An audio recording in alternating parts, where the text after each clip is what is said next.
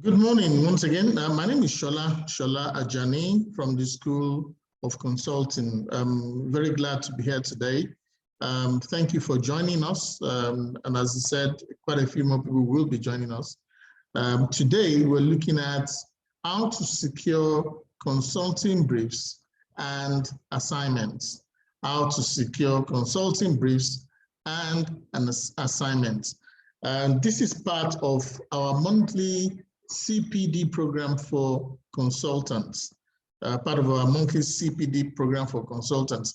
Every month since July, we've been treating one topic or the other. This is the second session, and we have another topic lined up for September, which I'm going to be talking about much later. So we invite you to join this. It's a growing group of consultants whereby I'm just a facilitator. We just share ideas. I'm here to learn as well so that we can enhance what we do, enhance our business as consultants, so that we rub minds and share ideas. So I throw open a few ideas and then we discuss it. So basically that is what it's all about. So I'm going to make a start. Let's make it interactive. I'm going to be pausing, asking questions, but I'm just going to lay the foundation and then we can throw open discussion. So if I just run through the slides, then we can start discussing the different elements. Okay. So how to secure consulting briefs and assignments. I'm going to be looking at the traditional mode, the traditional way, and then I'm going to be introducing a new way. I'm going to be introducing a new way of achieving the same thing, a new way of achieving consulting briefs or assignments.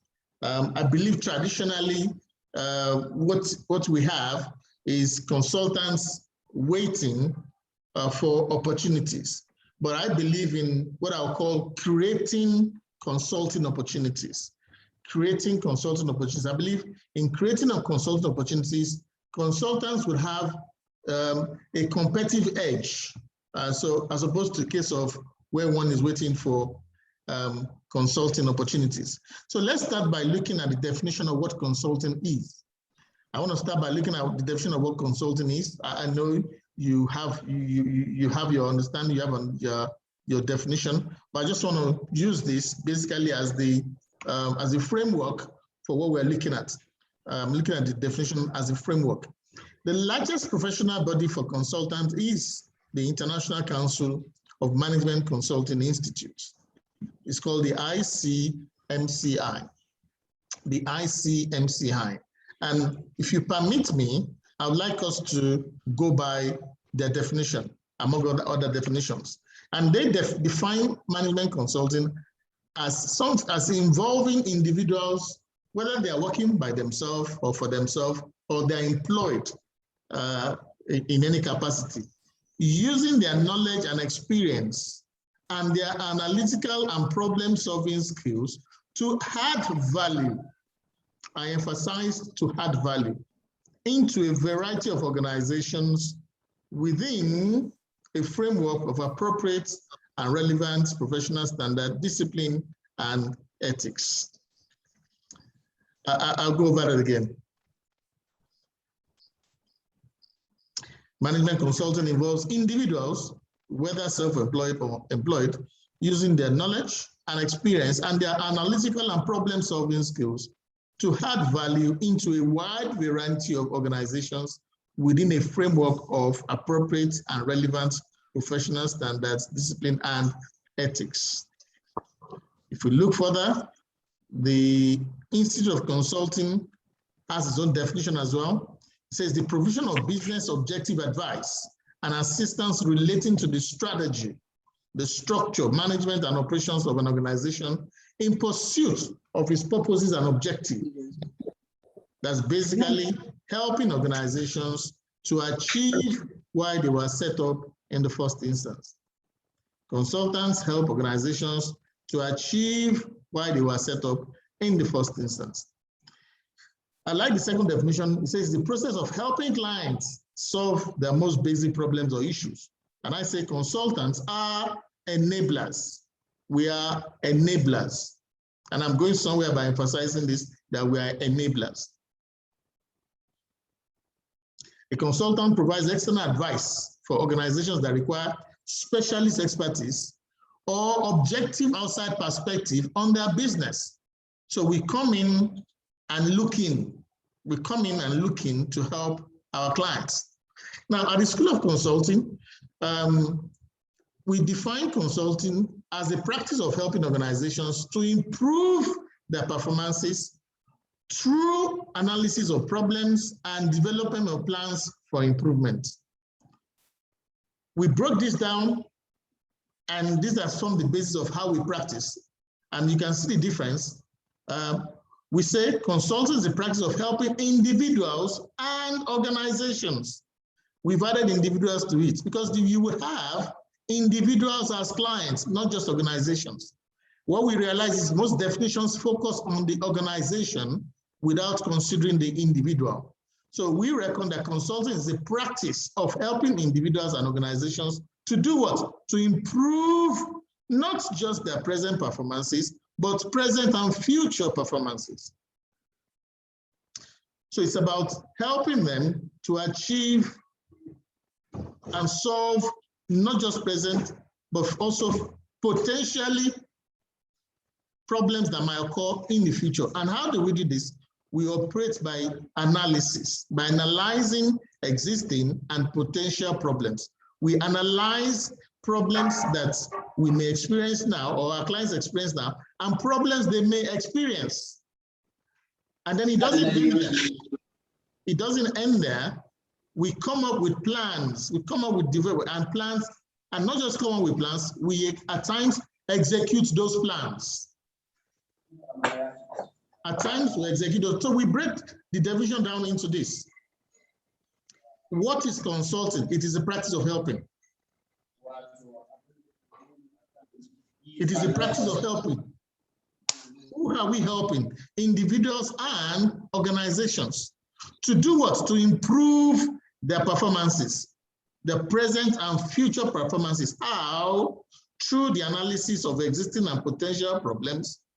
2, developments. And 3, execution of plans. This is how we break down our definition of consulting. So if I take it again from the top, consulting is the practice of helping organizations, consulting is the practice of helping individuals and organizations to improve their present and future performances, operating primarily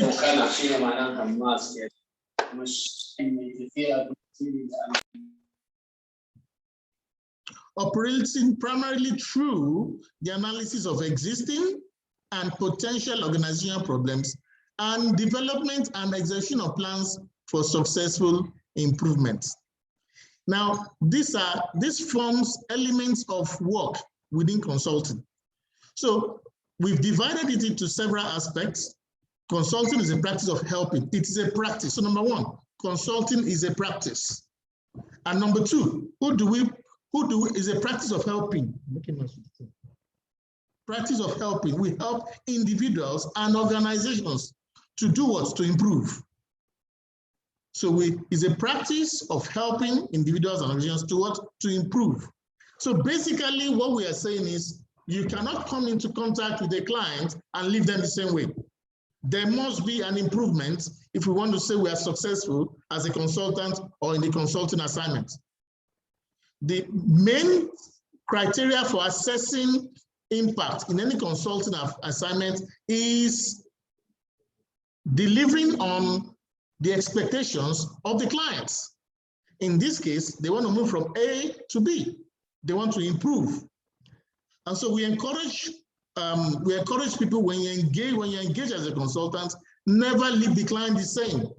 There must have been an improvement, because that will form the basis of measuring whether the consulting engagement is successful or not. And what are we looking at? Most times when clients approach us, they are focused on their present.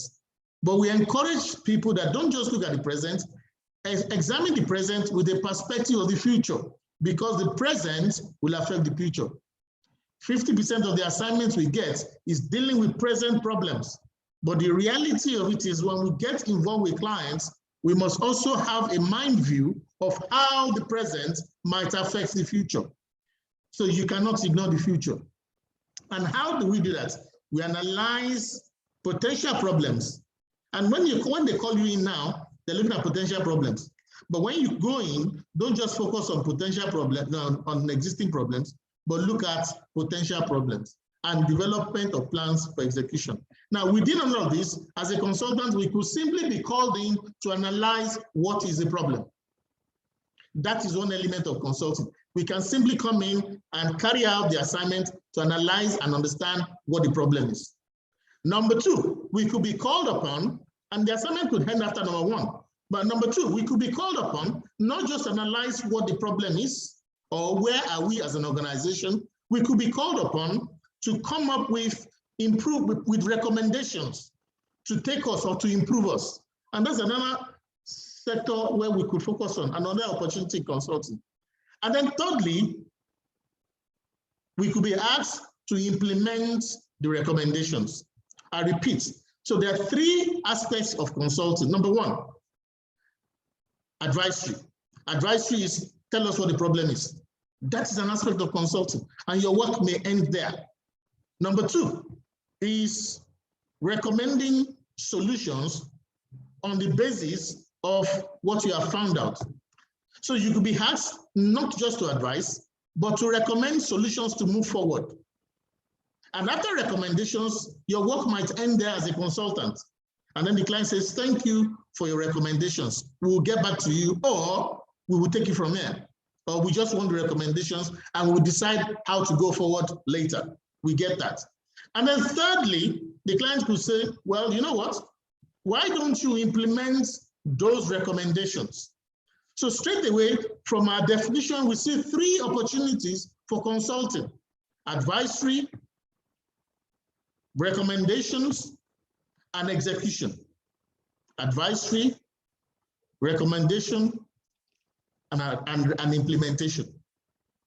So always bear that in mind, that there within the definition lies opportunities for the work we do. I particularly like the International Labour Organization's definition of the reason for a consultant, and they broke it down into 5. Number 1, achieving organizational purposes and objectives. So those involved in strategy consulting will probably be here, who work with organizations to help them define who they are and what they want to do. A strategy consultant will do that, where you plan strategy, you come up with plans, you come up with how do you execute those plans, how do organizations, how do clients achieve why they were set up. Perhaps the most common one is management consulting, which is the second one here, where we are called in to solve management and problems or business purposes, or we are called in to solve management issues or help organizations achieve why they were set up. And then identifying and seizing new opportunities, where it's an emerging area where consultants are called in to look at emerging markets. Where are there new opportunities? Oh, we are trading in Ghana. Can we come into Nigeria? And then they employ a consultant to carry out the analysis of the new markets. And a very popular one is learning, which is training and development. And then in the last 5-10 years, we have transformation, where consultants are involved in implementing changes. So I particularly like the way the International Labour Organization has defined or explained who a consultant is by looking at these 5 areas. So the consultancy firm, we all have consultancy firms. Our consultancy firm, we must have what I call competitive advantage. You must have a competitive advantage. So I encourage us as consultants to review our organizations and ask ourselves, where do I have competitive advantage in our space? What competitive advantage do I have in terms of technical expertise? How would you scale your consultancy in your space? Maybe there are 10 practitioners in your city, in your space. In terms of technical expertise, in terms of all of this, how would you score yourself? Now, if you can score yourself 1, 2, 3, 1, 2, or 3, then you realize that you are not in the top 10 in your category. You are not in the top 10 in your category.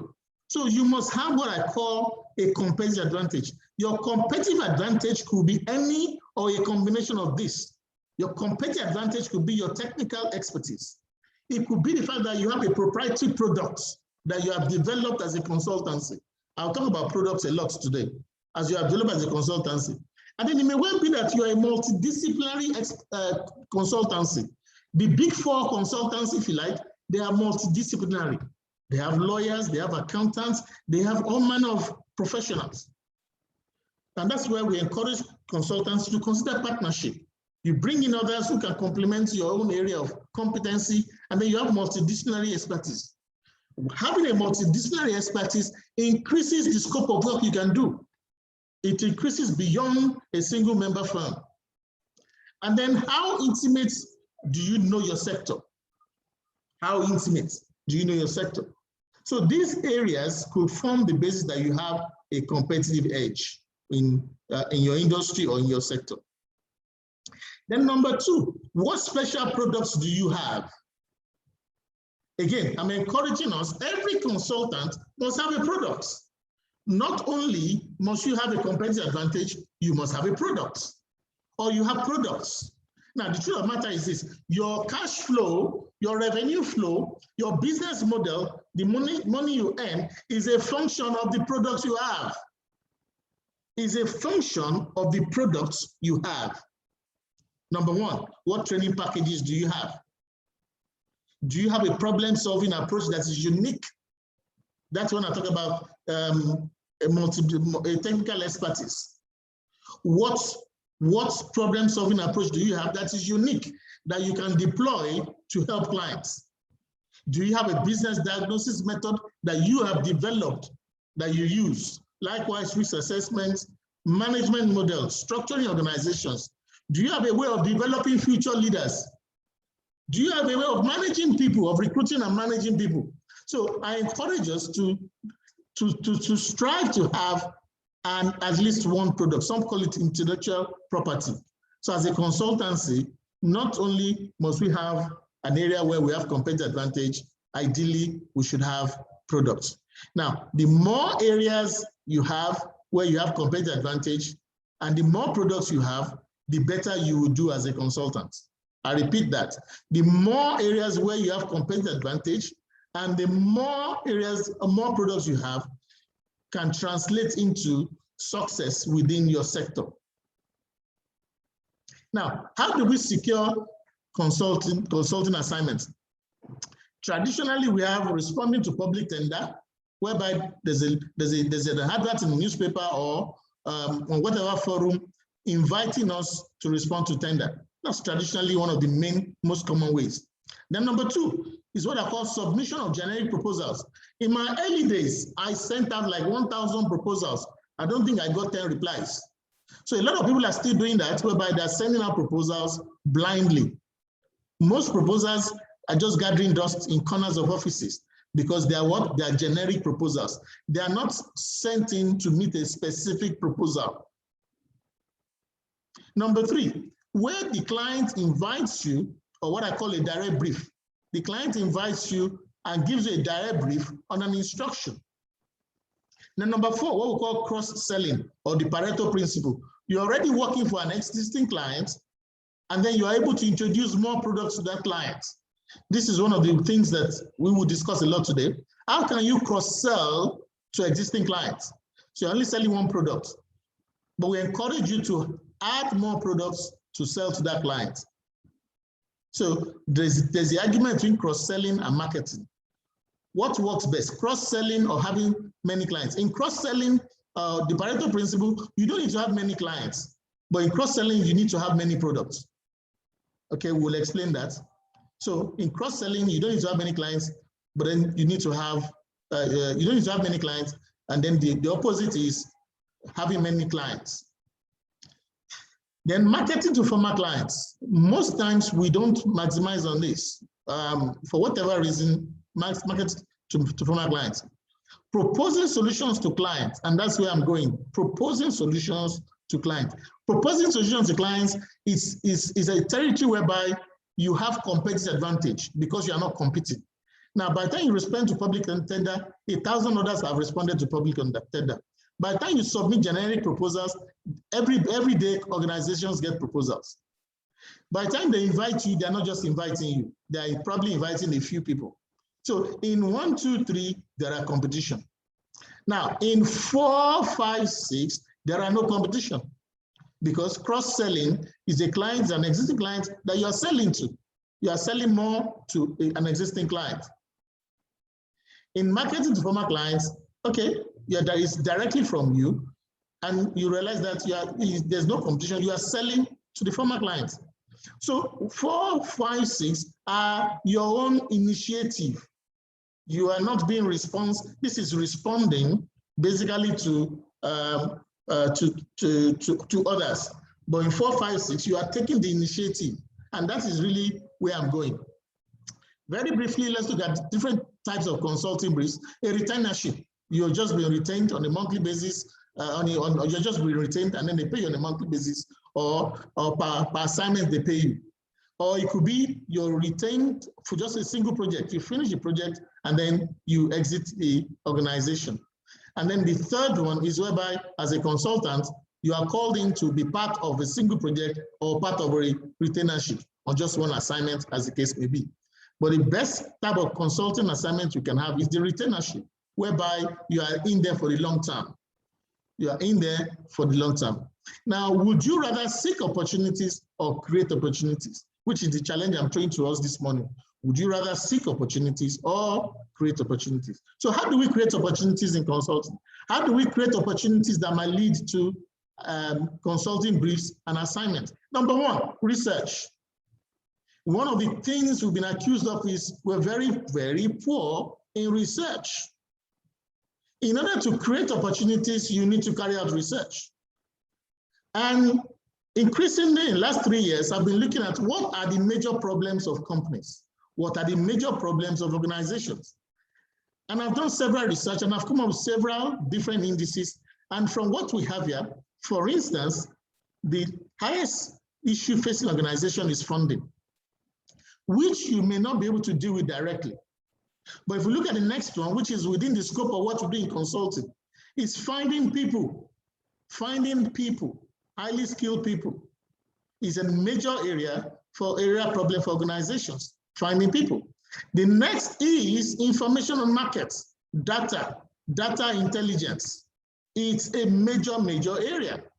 So from this research, we gather 2 areas potentially where we can develop solutions: high skilled people and information on markets.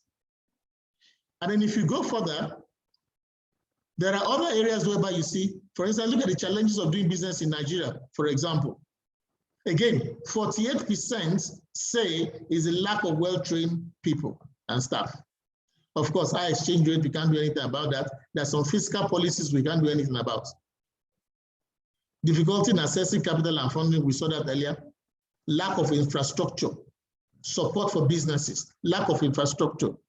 And then customers not paying on time. And then other challenges, difficulty finding new clients, not enough brand awareness. The truth of the matter is we can't solve all the problems. But within this research, we have highlighted a lot of things opportunities for consultants. For instance, lack of well-trained personnel and staff is an opportunity area for consultants. Customer not paying on time is an opportunity area. Difficulty finding new clients is an opportunity area. Not enough brand awareness is another opportunity area. And this is a global study of business problems. This is another global study of business problems. Developing next generation leaders scores very, very high. So people issues score very high as areas needing solutions. Attracting diverse talents, different people. Innovation. So if you see the high scoring ones are innovation and people. Innovation and people. So investing in more technology, building a strong employer band, enhancing employee centricity, and so on and so forth are in areas that increasingly may be much more relevant. So in the next 5 years, it's been predicted that developing future leaders, leadership development, high potential leaders, next generation leaders is going to be a major area of demand. There's a free book. I'll send the link. The link is actually here. The link is here. I'm not sure. Let me see if I can get a link. The link is actually there for this book. You can download it. Yeah.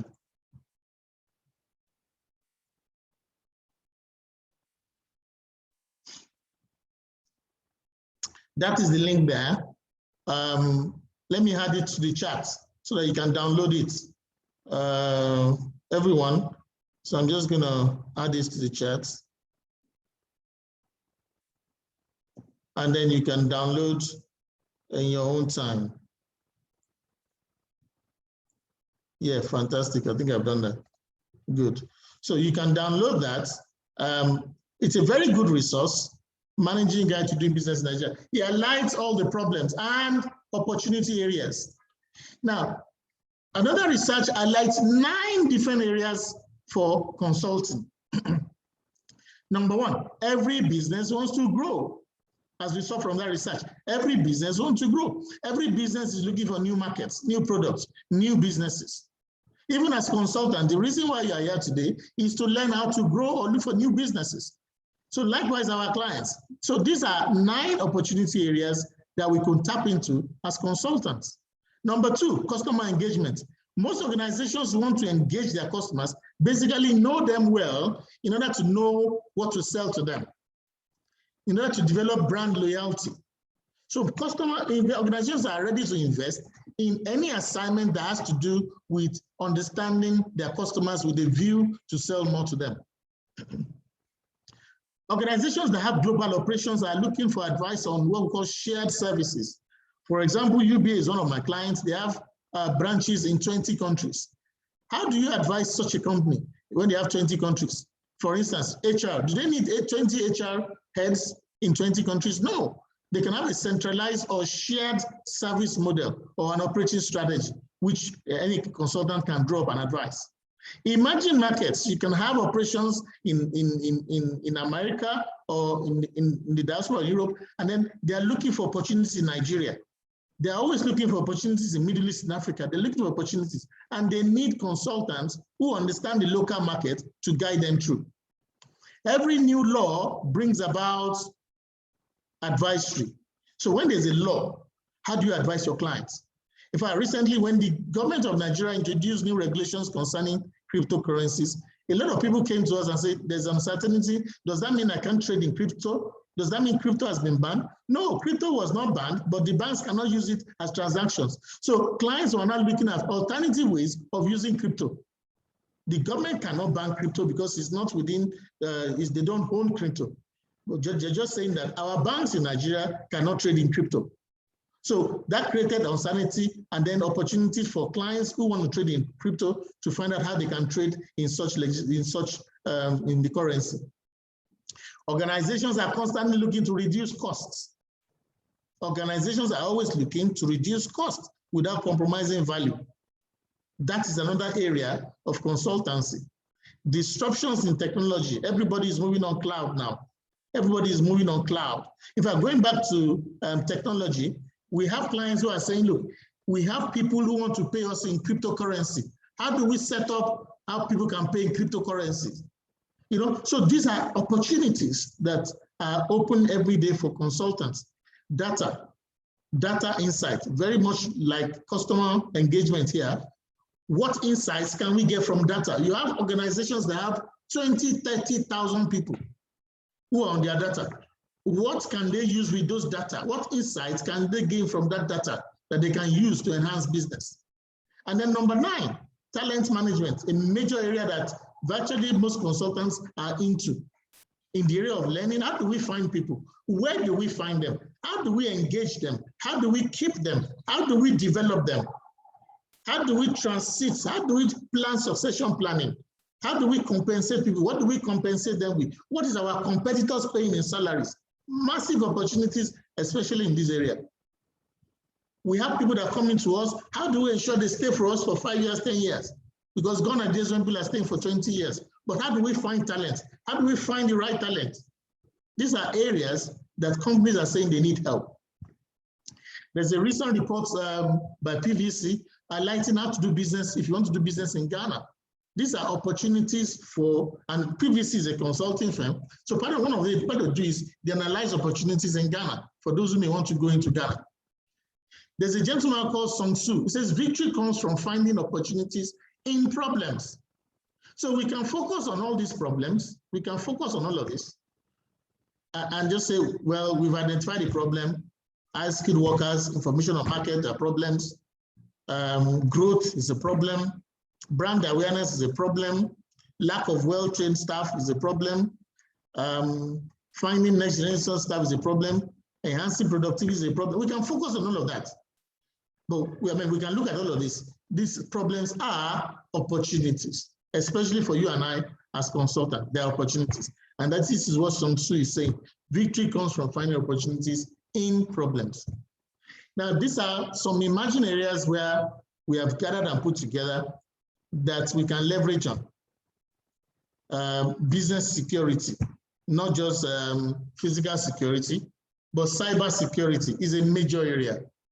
I don't have time to give you examples, but one of the major work that we did for one of the major banks in Nigeria started off by trying to secure their ATM because they didn't have competency, and we had to get competent people from diaspora to help in that area. So it's still a major area. As technology advances, the technology in terms of cybersecurity, we are still far behind in developing nations. At least we are 10 years behind. So some of the implementations that they have been implemented in developing nations are still not as advanced as developed nations. We have closed the gap. We managed to close the gap. The gap used to be 20, 25 years, but we've closed the gap now to about 10 years. So there are still some technology we're implementing where we don't have the capacity to maintain. Operational efficiency. Our businesses operate too high, too richly. Wastage is high in business operations. So our cost of business delivery is still very, very high. So organizations are looking at how to be a little bit more operational efficient or save costs. Human capital, we mentioned this severally, is a major issue. Business startup, how to start up, business funding, business insight. So those that want to start up business, they need business insight. Research, who are the market players in this business? Who is the market leader? What makes them the market leader? What is their SWOT analysis? What are their strengths? What are their weaknesses? What are the opportunities that their weaknesses create? What area of business can we go into that have been left open by the market leader? I mean, information business that want to start, they need all of that. And those are areas for us as consultants that we can leverage on. Data analytics. What can we do with data? How can we, data intelligence, how can we use data we have? There's what we call data mining and data warehousing. A lot of organizations in Nigeria or in Africa, we don't do data warehousing or data mining. Basically what it means, what I mean by data mining is just like the typical mining that we mine raw materials from the ground. We mine data from the organization, and then we warehouse it, we keep it. And so from that warehouse, we can begin to gain business insights that the business can use in developing new products or satisfying clients. Cash flow issues, major issue for small businesses. How can we advise them on their cash flow issue? These are areas where we can help clients, business growth and competitiveness, emerging opportunities. Okay. Now, when clients are looking to choose consultants, these are key areas they look out for. Number one, your technical competency. We mentioned that earlier. Your professional integrity. Assignment design, that is your response to their problem. Do you have the capacity to help? Can you help me solve this problem? What is your track record? Even though they look at cost, all of these things are much more important equally as cost. So it's not so much cost, although at the end of the day, cost can be a deal breaker. If you can offer all of this and you are too expensive, it can be a deal breaker. What certification do you have to certify that you are competent? And what industry reputation do you have? These are key things clients are looking for in terms of choosing consultants. This is what they consider. Now, having identified the gap or the need, please, please, please don't jump into just presenting a product. There's a process. We would advise that once you identify a need, go through such a process. There might be other processes. I'll give you an example here. Two salesmen, you probably heard about this before. Two salesmen, they went to a place. These salesmen, they represent a shoe company. So they went to this town and they got to this town and realized that nobody wears shoes. Nobody wears shoes. One of the salesmen says, wow. He calls the headquarters and says, bring all the shoes you can. This place is a minefield of market. Let's sell all our shoes here because they don't wear shoes. The other salesman was a bit cautious, and then he calls the headquarters and says, I'm not sure we'll be able to sell shoes here because they don't wear shoes. Now, in a normal sense, what we are saying is we've talked about a lot of issues, a lot of open opportunities, we talk about them. But before you go ahead and say, let me make proposals in this area, let me try and develop a service in this area, hold on and carry out your research. Find out why there's a gap and why that gap has not been met, has not been closed. So it's good enough to identify what the needs are, like we have identified, but carry out your research.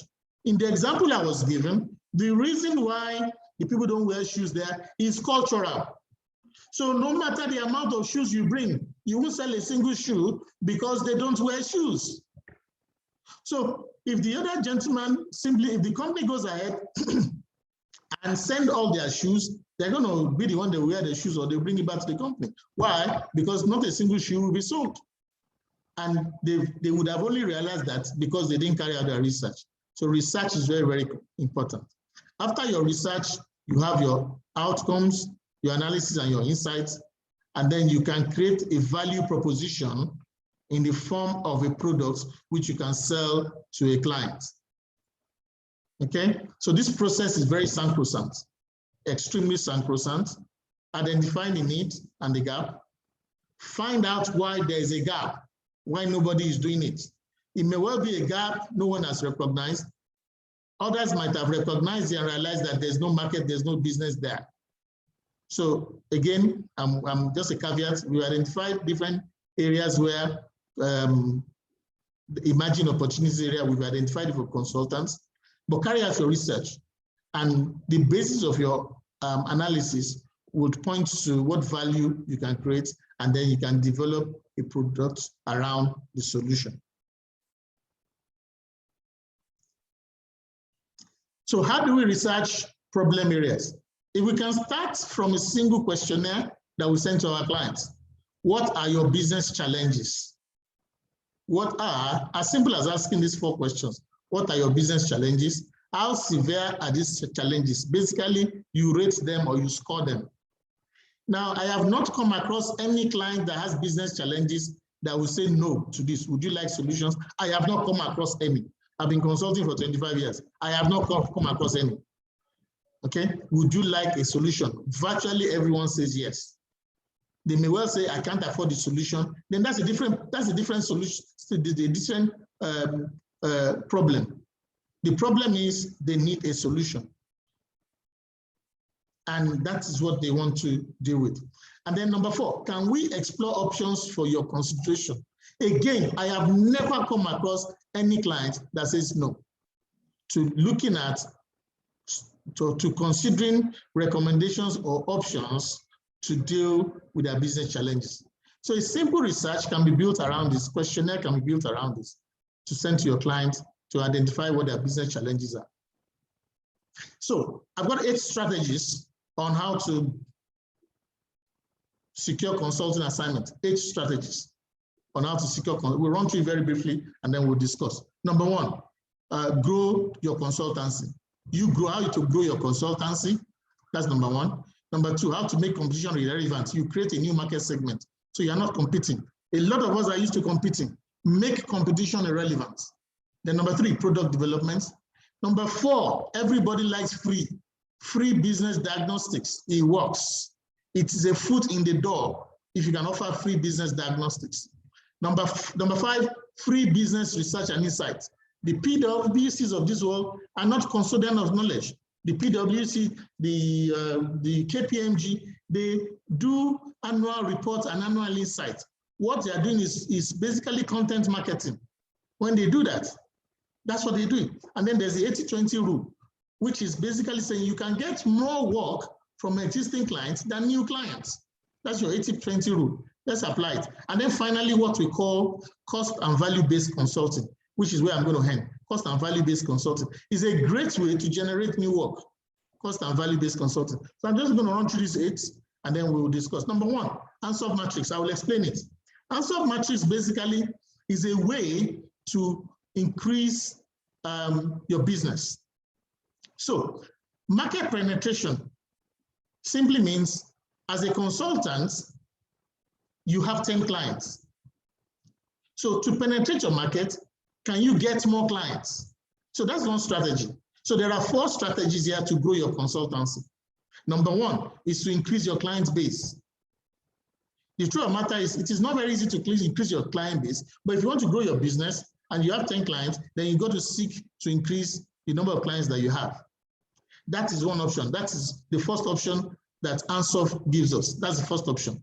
Increase your market, increase your client base. Then number 2, Ansoff says, look, if you cannot increase the number of clients that you have, and you are trading in one location, maybe you are trading in Lagos, why don't you open up the city near you? Open up in a new city and develop a new client base there. So effectively, you still have your 10 clients in Abuja, and then you go to Niger State and develop the same product and start to build your clients in Niger State. So one option is to increase the number of clients where you are, say from 10 to 12. That's one option. The other option is increase the number of places where you can deliver services, as opposed to just one location. Make it 2. Maybe have a branch, open up a branch. Then number 3 is you just have one product. Why don't you, okay, you might even stay in one place, have one product, but then increase the product you have that you are offering these 10 customers. So instead of just one product, 10 customers, Ansoff is saying that you can still have these 10 customers, but increase the products you're offering them. Say, for instance, you are into training, you are a consultant, you do training. Can you go into recruitment? Can you go into advisory? Can you offer, and this is where Pareto also comes in, can you offer your existing clients more options, more business, as opposed to the single business that you're doing? And then finally, can you diversify, move away completely from what you are doing? Now, this is the riskiest, as you can see. As you move from market penetration to market development, the risk increases.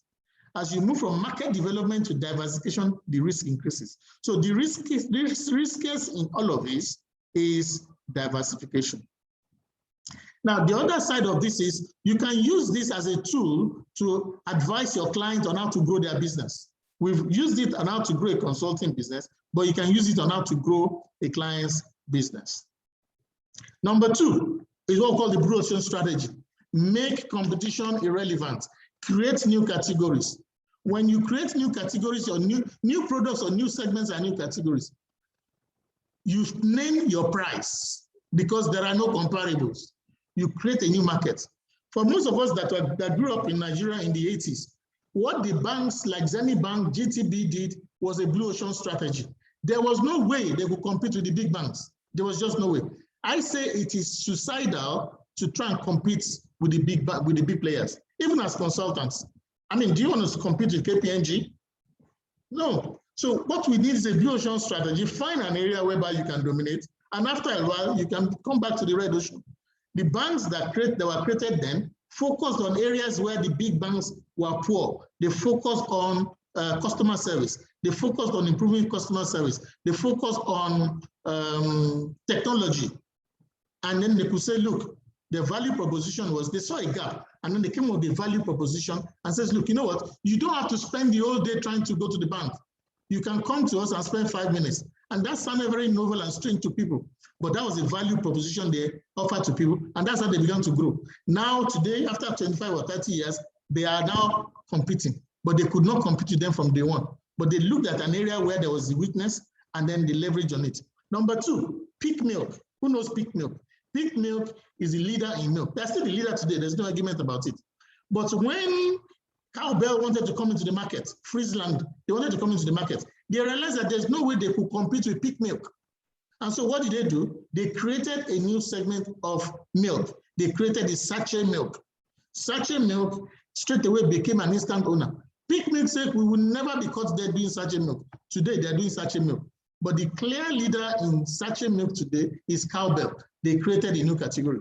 Number 3 example, when I started in consulting, I started by going into recruitment. But when I came into recruitment, I met the likes of Philip Consulting. They were the giants, and they're still the giants today. But until we created a new category, which we called international diaspora recruitment, nobody knew us. In fact, I was trying to recruit for some banks for 3 years, 4 years, nobody listened to us. Until we created a new category, which was our Blue Ocean. In fact, then with hindsight, I didn't know what I was doing. It's now that I do training, I know what I did was Blue Ocean. But we created a new category called international recruitment, and we focused on that. After 2 years, we had CNN coming to interview us, and we became the market leader in international recruitment. Guess what? Further years down the line, we started competing with the big players in recruitment because we started from an area where we had a competitive edge. So back to what we said earlier, you must have a competitive edge. Product development, I talked about it a lot. What is the process in product development? Carry out a market analysis in your area, in your sector. Who is the market leader? Carry out a SWOT analysis. What are their strengths? What are their weaknesses? From their weaknesses, you will see opportunities. And I just give you 3 examples.